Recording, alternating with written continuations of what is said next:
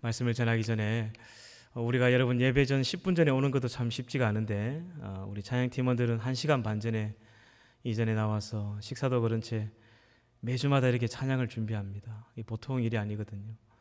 너무너무 고생이 많습니다. 우리 찬양 팀들을 위해서 우리 감사와 격려의 박수를 한번 했으면 좋겠습니다. 네. 수고 많으십니다. 감사합니다.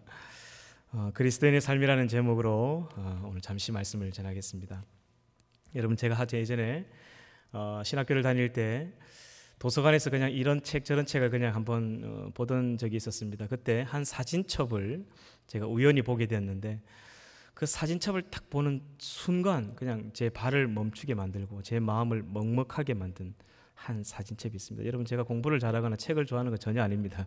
할 일이 없어서 도서관에 잠깐 갔는데 그 사진을 딱 보는 순간 망치로 제 머리 뒤통수를 후려치는 듯한 그런 충격을 받았었죠. 예, 띄워주시면 됩니다. 그 사진이 바로 이 사진입니다. 여러분 아마 대충 어떤 사진인지 감은 오실 겁니다. 여러분, 이 사진은 양화진 선교사 묘역에 관한 사진첩인데 그 사진첩의 한 일부입니다. 저 묘비를 보면 묘가 좀 작죠? 네, 무덤이 좀 작아요. 저기 자세히 보면 인판트라는 글도 있고 베이비라는 글도 있습니다. 네, 저 사진은 선교사님들의 아기들 무덤이에요. 태어난 지 얼마 되지 않아서 이 아빠를 따라 여기 와서 아니면 한국에서 태어났는데 이질과 결핵, 장티푸스로 죽어서 아버지보다 먼저 세상을 떠난 이 선교사님들의 자녀 무덤이 저기 있습니다. 제가 저 사진을 보는 순간 그냥 제 마음이 먹먹해졌습니다. 저 사진 아래 이런 글귀가 있었습니다. 이 사진은 이 땅에 복음을 전하러 들어온 선교사 자녀들의 무덤입니다. 복음을 전하기 위해 어린 아이를 데리고 이 땅에 왔지만 영아 사망률 70%, 결핵, 이질, 장티푸스로 10명 중 7명이 죽는 죽음의 땅에 와서 죽어간 아이들의 무덤입니다. 그래서 제가 이 사진을 보면서 제가 집에 있는 제 아이들 생각이 났습니다. 하나님께서 만약 저보고 저런 곳에 가라면 저는 갈 수 있을까? 바로 답이 나왔습니다. 안 될 것 같았습니다. 생각해 보십시오. 여러분, 저기 태어난 아기의 10명 중에 7명이 죽어요. 그리고 아프면 병원을 가야 되는데 병원 자체가 없습니다. 약도 없습니다. 그리고 가장 큰 문제는 오늘 먹을 밥, 내일 먹을 양식 자체가 확보되지 않습니다. 그리고 자녀들 교육할 수 있는 교육기관 자체가 없습니다. 그런 이 조선 땅에 목숨을 걸고 3개월씩 배를 타고 들어온 선교사님들, 그리고 그 배를 타고 오다가 이질에 걸려 죽고 배에서 죽고 내리자마자 죽고, 그렇게 해서 이제 이렇게 선교사님들이 무덤이 저기 있는데 제가 저 사진을 보고 양화진 선교사 묘역을 찾은 적이 있습니다. 저 아이들의 무덤이 선교사 묘역 제일 구석에 제일 뒤편에 있는데 제 마음속으로 얼마나 울었는지 모릅니다. 저 사진을 저 아이들의 무덤을 보면서 제가 저 사진을 보면서 한편으로는 그런 생각이 들었습니다. 이처럼 비참했던 조선이 어떻게 해서 지금의 대한민국이 되었을까? 아니, 어떻게 영아 사망률 70%, 여러분 저 선교사 묘역에 가면 550여 구의 선교사님 시신이 있는데 그중에 3구가 필리핀 선교사님이에요. 무슨 말이냐면 필리핀보다 더 못 살았다는 이야기입니다. 어떻게 해서 이런 비참했던 나라가 지금은 전 세계 172개국에 선교를 하는 나라가 되었을까? 어떻게 전 세계에서 가장 잘 먹고 잘 사는 나라가 되었을까? 누가 이 세상을 이렇게 변화시켰을까? 곰곰이 생각해 봤습니다. 여러분, 누가 이 세상을 이렇게 변화시켰을까요? 절에 들어가신 스님이 변화시켰을까? 그건 아닌 것 같았습니다. 세상이 싫어서 세상을 그냥 단절하고 속세를 떠나 산으로 들어간 사람들이 무슨 세상을 바꾼단 말입니까? 산은 산이요 물은 물이다. 누구의 이야기죠? 여러분, 성철 스님은 결혼을 했고 자식이 있습니다. 딸의 이름을 불필이라 지어놓고 그냥 산으로 들어가 버렸습니다. 도대체 뭐가 그 사람을 그렇게 존경스럽게 만드는지 모르겠습니다. 그러면 이 세상을 공자를 따르는 유자들이, 유교 신도들이 바꿨을까? 그것도 아닌 것 같았습니다. 살아있는 사람보다 매일같이 죽은 사람 제사 지낸 데만 목숨 거는 그들이 무슨 세상을 바꾼다는 말입니까? 그러면 정치인들이, 그러면 권력자들이 예나 지금이나 그건 아닌 것 같습니다. 누가 이 세상을 이렇게 변화시켰을까? 제가 내린 결론은 뭐냐면 지금의 이 대한민국 있기까지는 그 중심에, 이 세상을 뒤집은 그 중심에 바로 그리스도인들이 있었다. 여러분, 선교사님들이 130년 전 이 땅에 들어왔을 때에 그때 구한말 청일 전쟁으로 쑥대밭이 되어 있는 그 전염병이 있는 그 나라, 그 땅에서 가장 먼저 하신 일들이 병원을 세웠던 일이죠. 강혜원, 지금 현재 연세대학에 있는 세브란스 병원, 고려대학교 의과대학의 전신인 경성여자전문대학, 이화여자대학의 전신인 동대문 부인병원, 전부 다 우리 선교사님들이 세운 거 아닙니까? 평양의 홀기념병원, 결핵병원, 아동병원, 글자를 모르는 장애인들을 위해서, 여자들을 위해서 글을 가르치고 학교를 세우고, 버려진 고아들을 모아다가 고아원을 짓고, 전부 다 그리스도인들이 한 일입니다. 여러분, 여기 동의하십니까? 그리스도인의 삶이란 그냥 나 잘 먹고 나 잘 살고 나 구원받는 그 정도의 삶이 아닙니다. 역사의 중심에 그리스도인들이 있고, 고통하는 그 부르짖는 백성들의 그 삶을 변화시키고 이 세상을 뒤집어엎는 그 중심에 그리스도인들이 있는 것입니다. 할렐루야. 성경에는 이 세상을 변화시킨 많은 인물들이 나옵니다. 그 중에서도 세상의 중심에서, 역사의 중심에서 많은 존경을 받았던 인물들이 있는데, 오늘 함께 읽은 본문에는 느헤미야라는 인물이 나옵니다. 제가 참 좋아하는 성경의 인물 중에 한 사람입니다. 여러분, 느헤미야가 어떻게 해서 이렇게 많은 사람들에게 칭찬을 받고 하나님께 인정을 받았을까? 그의 삶이 어떻게 성경에 기록되었을까? 그가 어떻게 세상을 변화시키는 삶의 중심이 되었을까? 세 가지 이유가 있습니다. 첫 번째는 나라와 민족을 향해 애통하는 마음, 두 번째는 기도하는 무릎, 세 번째는 철저한 신앙교육. 이 세 가지였습니다. 첫 번째, 그는 나라와 민족을 향해 애통하는 마음이 있었습니다. 여러분, 150년 전, 130년 전 선교사님이 이 땅에 들어왔을 때에 선교사님들이 이 조선 땅을 바라보면서 그 가슴 속에 불타는 애통하는 마음이 있었습니다. 불쌍하게 여기고 긍휼하게 여기는 마음이 있었다는 것이죠. 그래서 자기의 자식들이 죽어가면서까지도 복음 전하는 일을 포기하지 않았습니다. 할렐루야. 이 민족을 사랑하고 이 민족을 향한 애통하는 마음이 있었다는 것이죠. 여러분, 오늘 함께 읽은 이 본문 중에 2절에서 4절을 같이 한번 읽어보겠습니다. 2절에서 4절 시작. 내 형제들 가운데 하나인 하나니가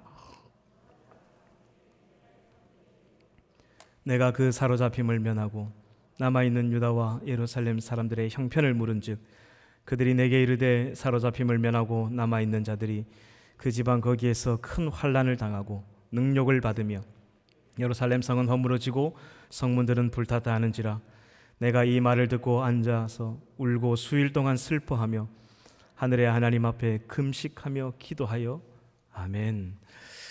여러분, 느헤미야는 여러분 아시는 것처럼 당대 최고의 권력의 중심에 있었던 사람입니다. 술 맡은 가는 장은 그냥 술만 따르는 사람 정도가 아니라 왕이 국사를 할 때 그 옆에서 그 국사의 일을 같이 논할 수 있는 사람, 그리고 때로는 왕의 그 가슴 깊은 곳에 있는 이야기도 들어줄 수 있는 친구 같은 사람, 어떤 정치와 권력과 어떤 돈에도 타협하지 않는 사람, 이런 사람을, 가장 왕이 신임하는 사람을 이 술 맡은 관원장에 세웁니다. 느헤미야가 이런 자리에 있었던 사람이죠. 그는 편안한 삶을 살 수 있었던 사람입니다. 그런데 그의 관심사가 전혀 다른 곳에 있습니다. 함께 읽은 본문에 보면 그는 자기의 고국, 자기의 조국 땅에 어떤 환란이 일어나는 것 때문에 그는 슬퍼하며 기도합니다. 여러분, 내 생각이 곧 나다라는 말이 있죠. 사람은 자기가 생각하는 대로 행동합니다. 거지의 자식은 거지처럼 행동하고 깡패의 자식은 조폭처럼 행동하고 다닙니다. 대통령의 자식은 자기 아버지가 대통령이기 때문에 자기 행동에 조심을 하겠죠. 하나님의 자녀인 저와 여러분은 어떻게 살아야 될까요? 사람은 자기가 생각하는 대로 행동하게 되어 있고 자기의 생각이 곧 나입니다. 늘 부정적인 말을 하는 사람은 자기 자체가 부정적인 사람인 거예요. 자기가 늘 거짓말을 하는 사람은 자기 자신 자체가 거짓인 사람인 거예요. 자기 자신을 보면, 자기의 행동을 보면 자기를 알 수 있습니다. 근데 이 느헤미야는 이 생각의 관심이 정치, 돈, 권력 이런 거에 전혀 있지 않았습니다. 자기 고국을 향한 자기 백성들에게 있었다는 것이죠. 그런데 여러분, 아이러니한 것이 있습니다. 느헤미야는 이스라엘에서 태어나지 않았습니다. 그는 바벨론 포로 2세죠.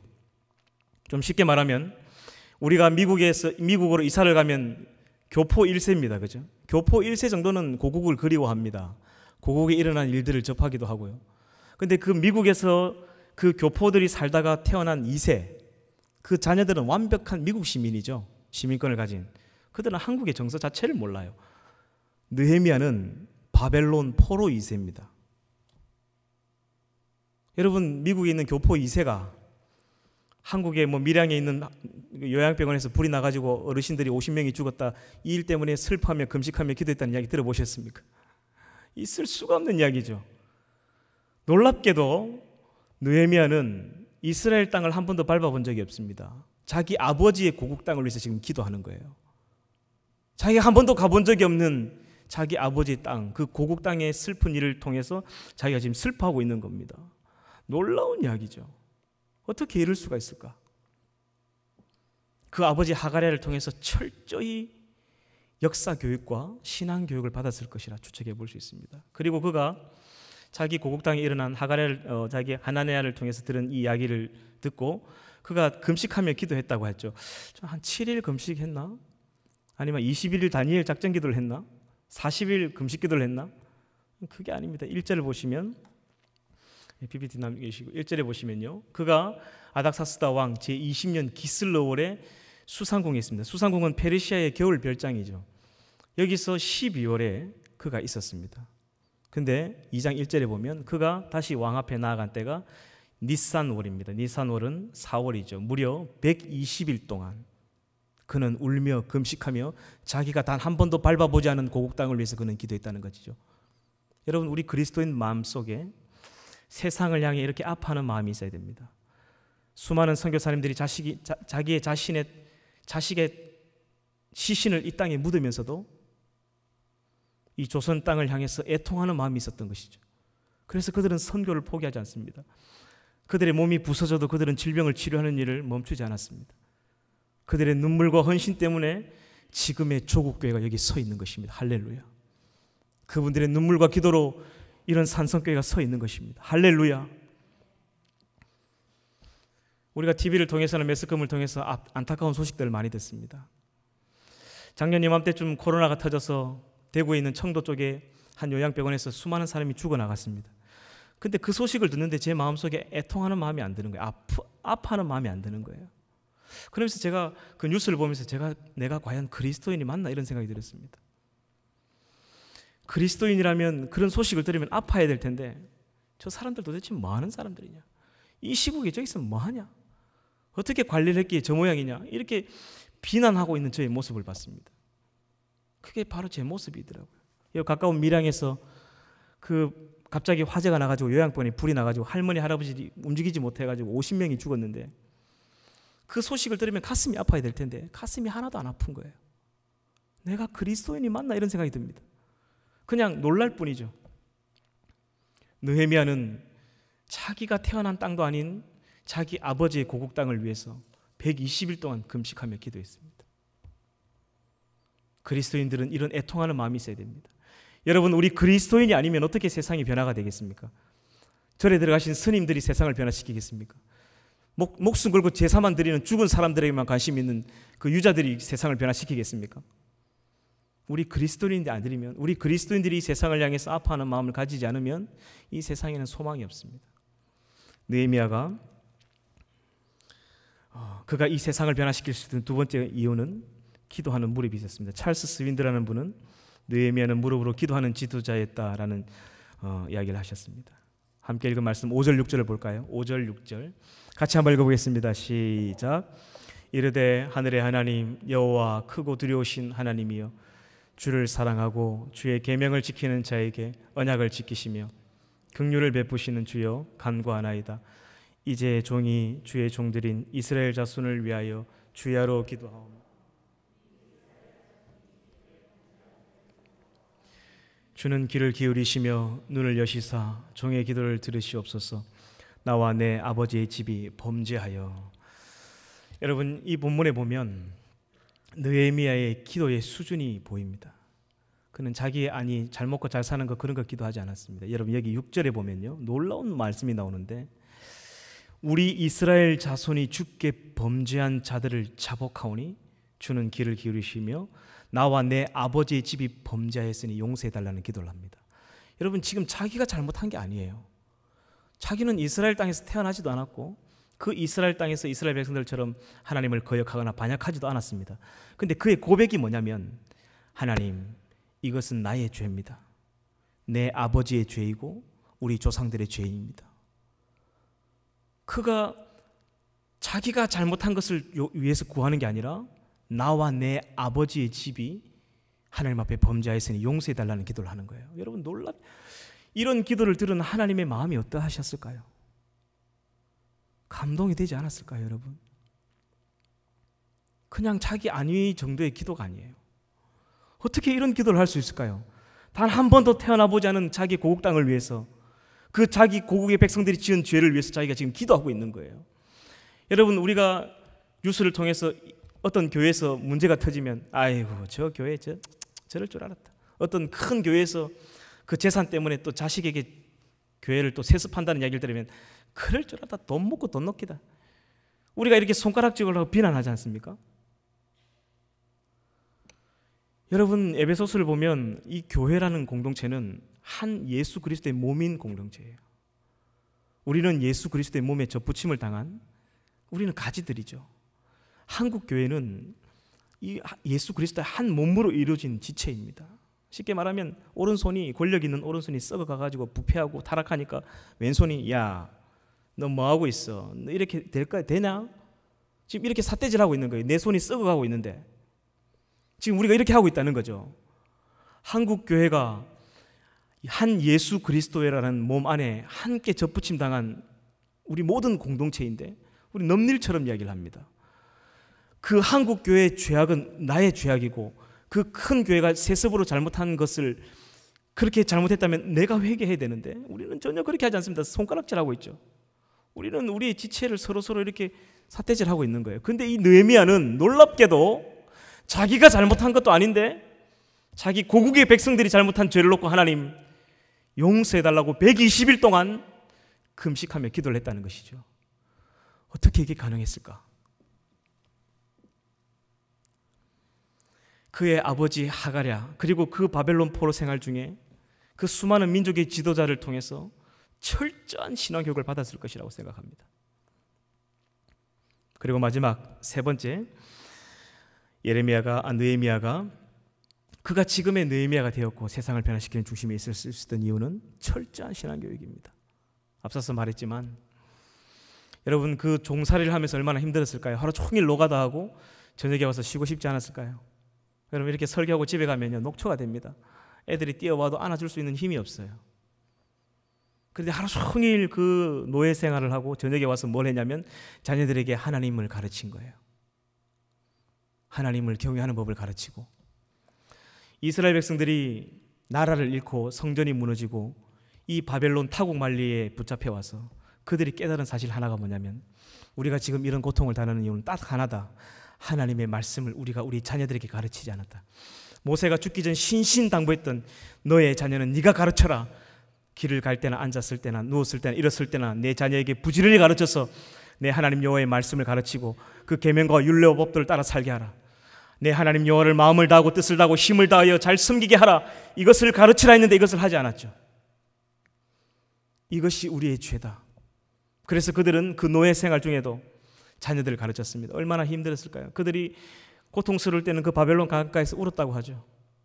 바벨론 강가에서 고국을 바라보며 고향 땅을 바라보며 하나님 너무 힘듭니다. 우리를 살려주십시오. 그러면서도 그들이 했던 것이 뭐냐면 그 자녀들에게 철저하게 말씀을 가르치고 그 자녀에게 철저하게 교육하고 그 자녀에게 철저하게 하나님 경외하기를 가르쳤다는 것이죠. 여러분, 한국교회 전체 교인들이 착각하는 가장 큰 하나가 있습니다. 가장 큰 착각.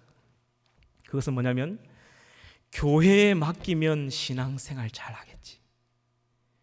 교회에 맡기면 우리 아이들이 신앙생활 잘하겠지. 이건 한국교회 모든 성도들이 하는 가장 큰 착각 중에 하나입니다.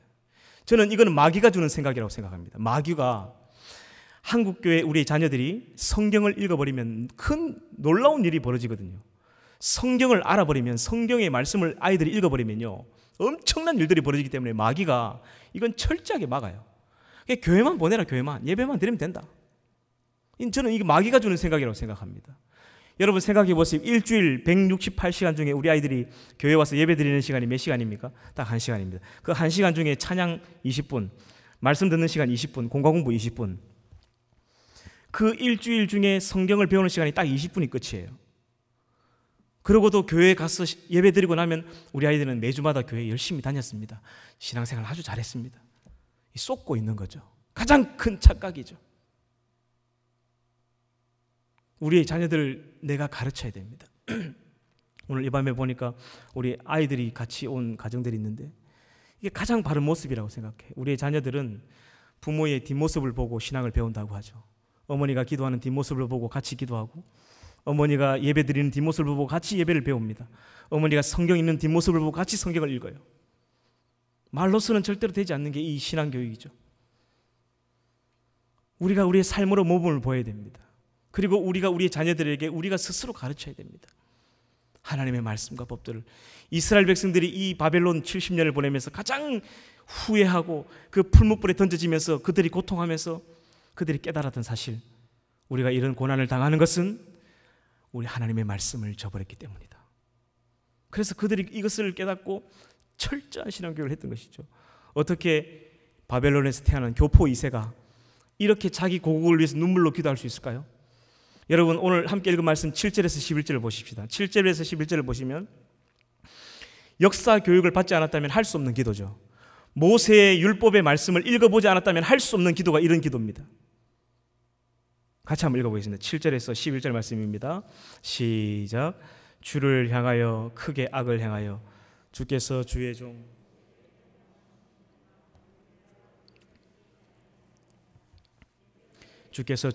모세에게 명령하여 이르시되, 만일 너희가 범죄하면 내가 너희를 여러 나라 가운데 흩을 것이요, 만일 내게로 돌아와 내 계명을 지켜 행하면 너희 쫓긴 자가 하늘 끝에 있을지라도 내가 거기서부터 그들을 모아 내 이름을 두려고 택한 곳에 돌아오게 하리라 하신 말씀을 이제 청하건대 기억하옵소서. 이들은 주께서 일찍이 큰 권능과 강한 손으로 구속하신 주의 종들이요 주의 백성이니, 주여 구하오니 귀를 기울이사 종의 기도와 주의 이름을 경외하기를 기뻐하는 종들의 기도를 들으시고 오늘 종이 형통하여 이 사람들 앞에서 은혜를 입게 하옵소서 하였나니 그때 내가 왕의 술 관원이 되었느니라. 아멘.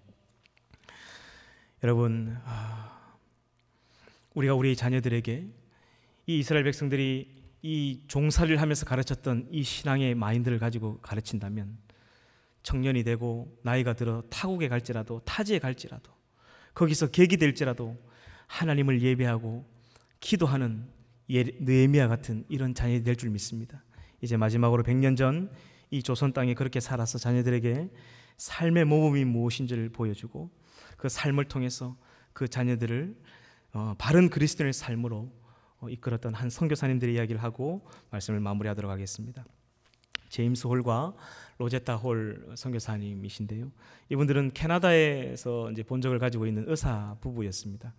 1890년 그 구한말 청일 전쟁 그 시기에 완전히 그냥 그 열강의 가축장이 돼버린 그런 상황이었죠.